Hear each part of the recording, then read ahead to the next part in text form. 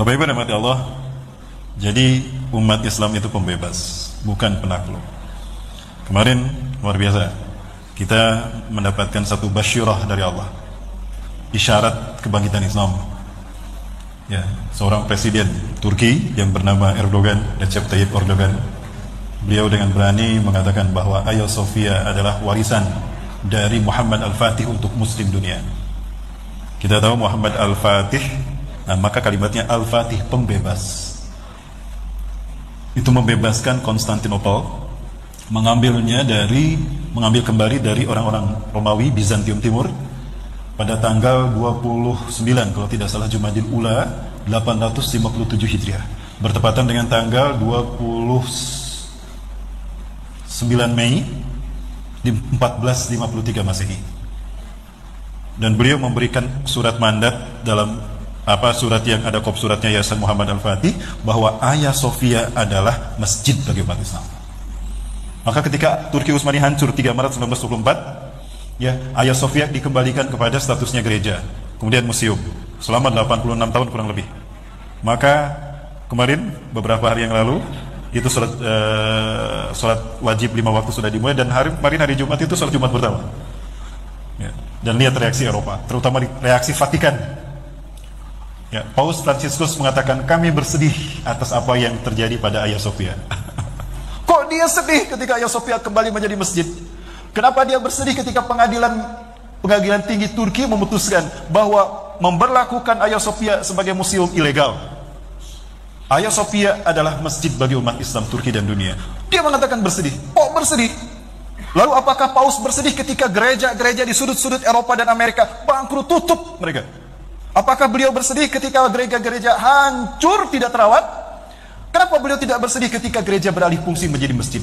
Dan kenapa beliau tidak bersedih ketika banyak jemaatnya yang masuk Islam kembali pada fitrahnya?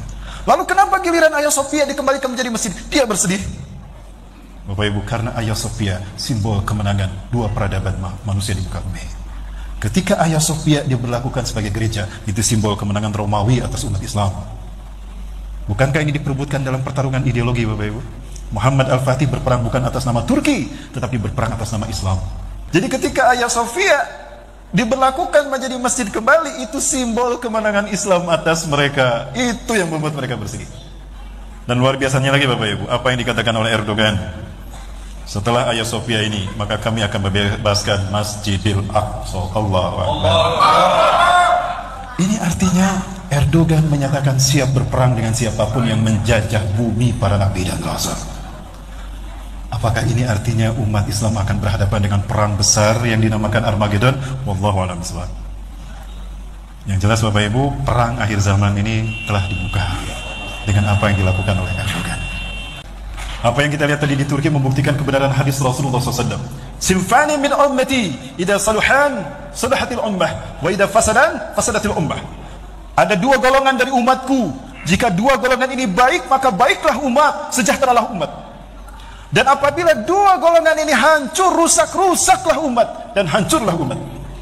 Al-ulama'u wal-umara. Turki walaupun dulu sekuler, bertahun-tahun mereka ada dalam hidup yang sekulerisme. Hedonis pernah terjadi di bumi Turki. Islam dilarang habis-habisan.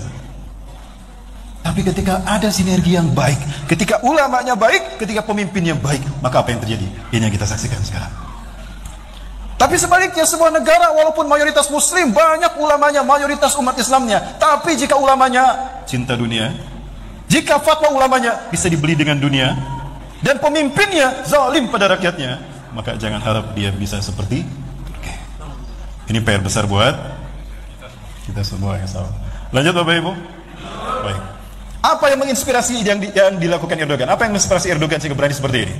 Bapak Ibu, yang pertama tadi tentang Muhammad Al-Fatih. Jauh sebelum Muhammad Al-Fatih dilahirkan, Rasulullah SAW sudah memberikan kabar gembiranya. Di dalam hadis yang diriwayatkan oleh Imam Abu Daud, Rasulullah SAW bersabda, "La tuftahanna al-Qastantiniyah, fala ya'mal amiru amiruha, wa la ya'mal jayshuha." Di sana menggunakan lam taukid dan nun taukid tsakilah. Ini artinya pasti terjadi. Pasti akan dibebaskan Konstantinopel. Maka sebaik-baik pemimpin di muka bumi adalah pemimpin yang membebaskan Konstantinopel. Dan sebaik-baik pasukan di muka bumi adalah pasukan yang membebaskan Konstantinopel. Maka banyak para pemimpin umat setelah itu, termasuk para sahabat, berharap mereka lah orangnya. Ternyata tidak. Ketika dinasti Abbasiyah melanjutkan kepemimpinan Islam atas dunia, banyak khalifah, hampir semua khalifah mereka berharap mereka lah orangnya. Berlomba-lomba, beribu-ribu pasukan berharap itulah mereka. Ternyata tidak juga. Baru 854 setelah wafatnya Rasulullah, lahirlah orang yang disebutkan Rasulullah SAW, Muhammad Al-Fatih. Di usia yang ke-22 tahun beliau membebaskan 21 negara, Bapak Ibu. Usia 22 tahun membebaskan 21 negara. Lah yang bisa dilakukan pemuda 22 tahun hari ini apa, Bapak Ibu? Berapa akhwat yang bisa dibebaskan? Bang sudah membebaskan berapa akhwat, Bang? Menghalalkan berapa akhwat? Tuh, usia berapa, Bang? Sudah menghalalkan berapa akhwat? Ini Muhammad Al-Fatih, usia di saat remaja kita galau, di saat remaja kita tawuran, di saat remaja kita kecanduan dengan TikTok, kecanduan dengan Mobile Legend. Justru beliau menjadi pembebas bumi. 2/3 dunia dikuasai oleh seorang pemuda yang bernama Muhammad Al-Fatih. Inilah yang menginspirasi Erdogan. Ada hadis lainnya juga bahwa ternyata akan ada momen yang kedua kali di mana Konstantinopel akan dikuasai oleh Bani Rum, Eropa. Saya memandang bahwa apa yang dilakukan Erdogan, manuver yang dilakukan Erdogan ini akan memicu perang dunia, di mana apa yang disebut Rasulullah sepertinya akan terwujud, yaitu bergabungnya Eropa di dalam satu persekutuan besar yang jumlahnya 1 juta orang. Itu akan menyerang Turki. Hum yastami'una tahta 80 rayah. Rasulullah SAW menyebutkan mereka bergabung di bawah 80 panji bendera, artinya satu bendera satu negara. Walikul rayatin isna asyara alaf junudan, satu bendera 12.000 pasukan. Jadi berapa jumlah mereka? 12.000 dikali 80, 960.000. Artinya 1 juta pasukan salib akan kembali menguasai Konstantinopel. Ya, ini merupakan puncak pertarungan di mana teknologi digunakan. Orang-orang menyebutnya Armageddon, di mana Turki akan jatuh kembali kepada Eropa, Bani Rum. Pertanyaannya, Erdogan, jika memang ini terjadi di masa kita ini, lalu kemana Erdogan? Apakah beliau syahid? Ataukah beliau bergabung dengan Hamas? Yang jelas, beliau bercita-cita untuk menguasai, memerdekakan Al-Aqsa. Kenapa harus Al-Aqsa? Kenapa harus Palestina? Masih ada waktu? Kalau masih ada waktu, kita jalan-jalan ke Palestina ya?